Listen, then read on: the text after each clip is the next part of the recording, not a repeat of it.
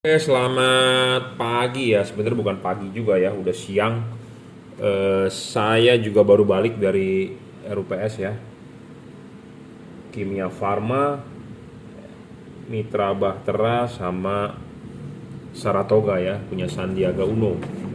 Oke, ini kita review dulu ya sebelum dikirim. Makanya kenapa kalau malam saya suka bertanya, Pak, jadi order tidak? Karena kita mau menyiapkan barangnya ya, jangan sampai salah apa bonusnya, apa yang kita bicarakan di WhatsApp sebelum kita kirim akan kita pelajari ulang ya. Jadi jangan sampai requestan dari yang pembeli ini salah gitu ya. Kadang-kadang ada orang yang minta begini begini begini ya, kita harus patuhi ya. Jadi kita berkomitmen dengan apa yang dikonsultasikan ya, seperti itu. Oke, kita akan mereview ya untuk fog lamp Honda ya, BRV, CRV, Mobilio sama ya, versi lonjong. Saya rekomendasi tipe GL3H8 ya. Ini bolam HIR 2 9012 buat mobil Mobilio, Yaris, Brio ya, Toyota Vios pakainya ini. Untuk Toyota Fortuner VNT Turbo low beam H11 ya, Cri XHP 50 second generation 30 watt. Untuk Avanza ya, Avanza Xenia lah 2017 sama GL3H4 ya, GL3H4. Oke, kita akan review satu persatu ya. Sebelum barang dikirim kita akan cek dan recheck ya, kita pastikan berfungsi dengan baik. Jadi jangan sampai nanti nggak bisa pasangnya, komplain Pak nggak nyala. Jadi perhatikan dulu soket-soketnya. Kalau barang sudah sampai, kalau ada yang belum paham silakan WhatsApp dulu. Kita akan briefingkan gratis ya. Kita akan briefing gratis ya. Apa maksud briefing? Adalah kita pandu, setelah lihat barangnya ada yang tidak jelas silakan tanya, gratis ya, seperti itu. Nah ini fog lamp ya.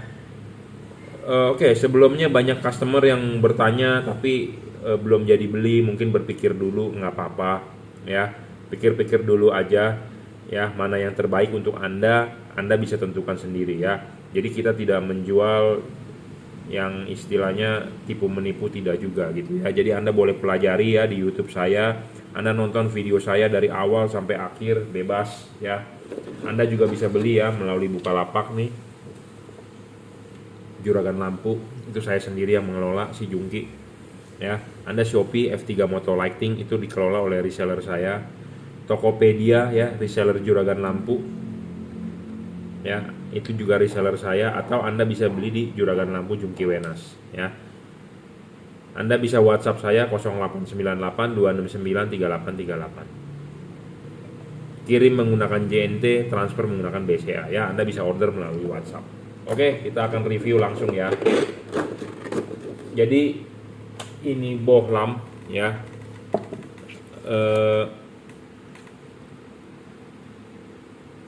Buat fog lamp ya, Honda BRV, CRV sama lah levelnya ya. Saya rekomendasi tipe ini kenapa? Awalnya maunya beli Cri, tapi kalau fog lamp 3 warna lebih oke lah dibandingkan Anda beli satu warna gitu ya.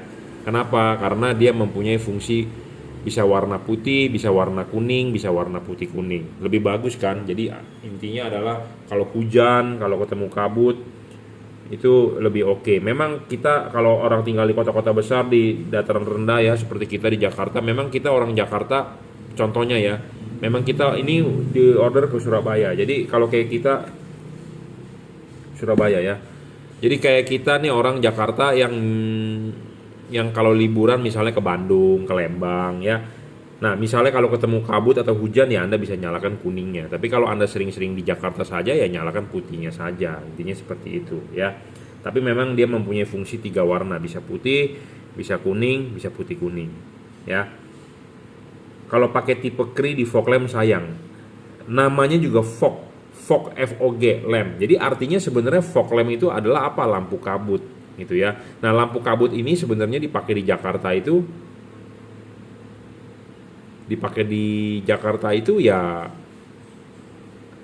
pada saat butuh penerangan lebih gitu ya, karena lampu jalan kadang-kadang terang atau Anda ke jalan yang gelap butuh fog lamp untuk membantu gitu ya. Nah, syarat bolam bagus satu, saya harus selalu bilang watt dan luxnya gede. Level wattnya dia di 30 watt. Merupakan bolam paling terang saat ini ya, belum ada yang bisa menyaingi dia untuk level kelas 3 warna. Ya, untuk level kelas 3 warna. Dia bisa putih kuning, bisa kuning ya. Kedua adalah syarat bolam bagus adalah watt dan luxnya sudah gede, dia harus stabil, tidak boleh ngedrop ya. Kalau bolam yang ngedrop ya nggak bagus dong. Syarat ketiga adalah harus bisa adjustable. Nah, adjustable ini penting karena kenapa? Dia mempunyai dua buah chip putih dengan chip kuning ya. Anda lihat chip putih dengan chip kuning. Anda bisa memasang chip putihnya di bagian atas atau chip putihnya yang di bawah. Jadi dengan diputar.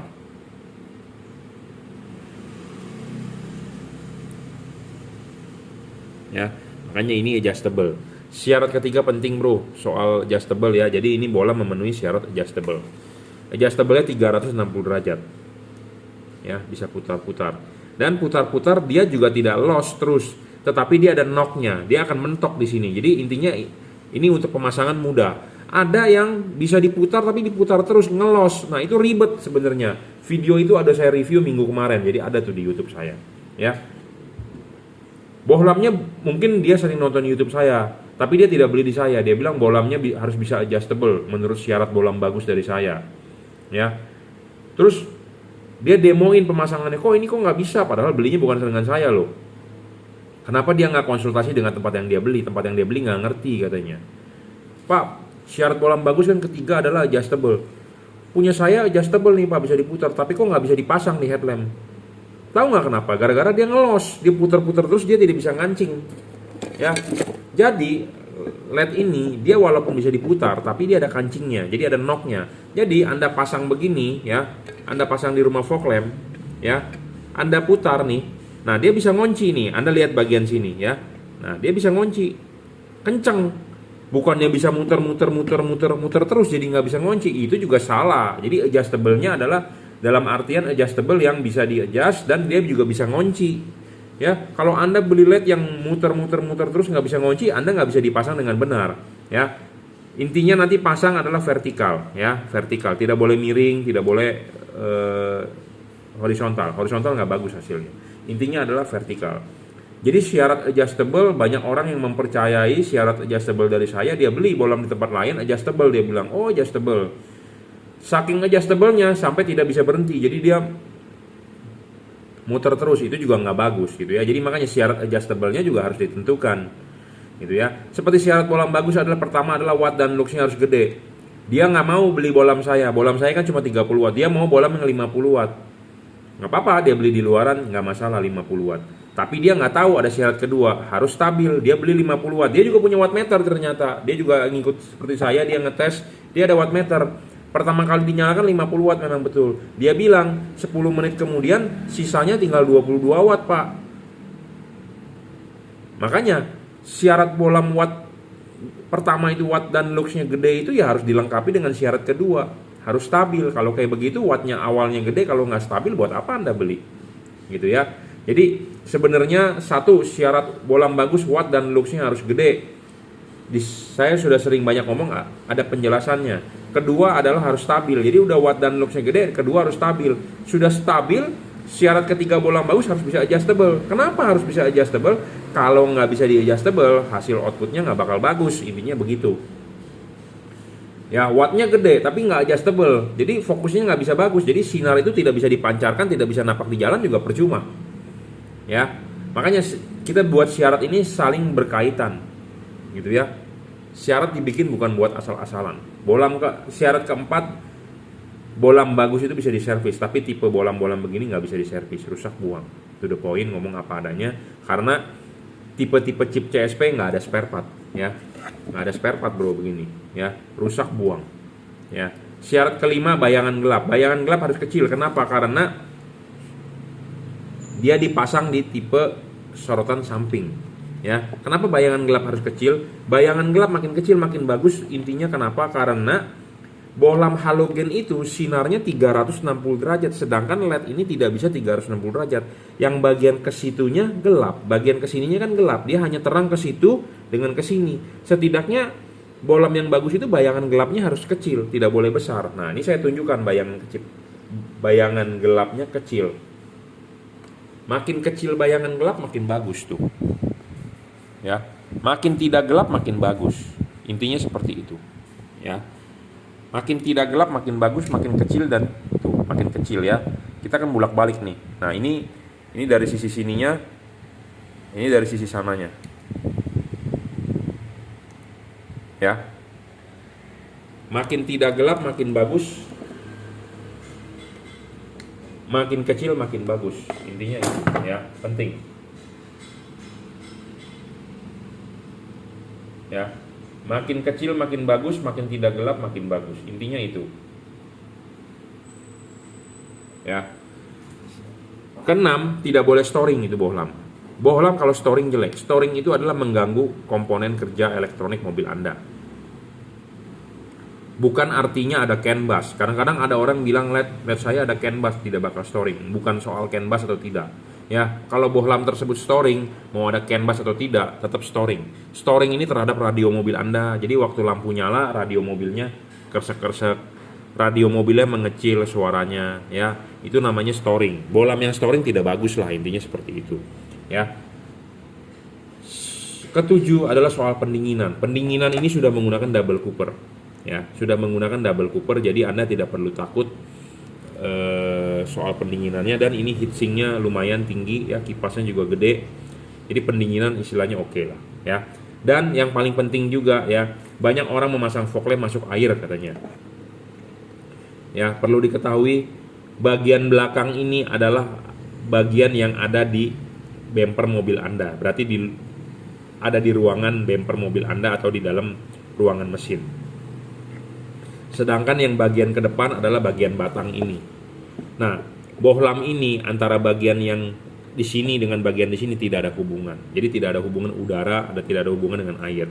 Jadi benar-benar ini karet ini mengepres untuk sekat. Ya.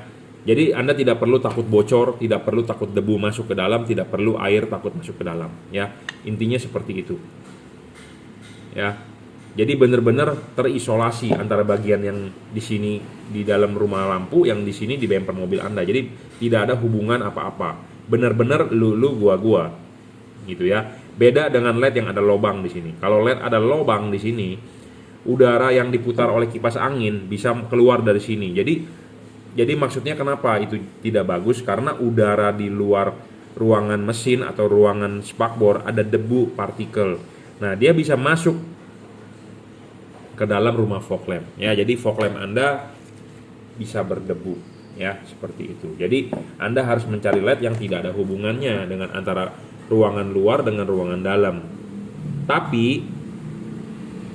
Tapi pendinginannya dia itu adalah di batang di tengah, di cooper ini, di batang tembaga di tengah ya.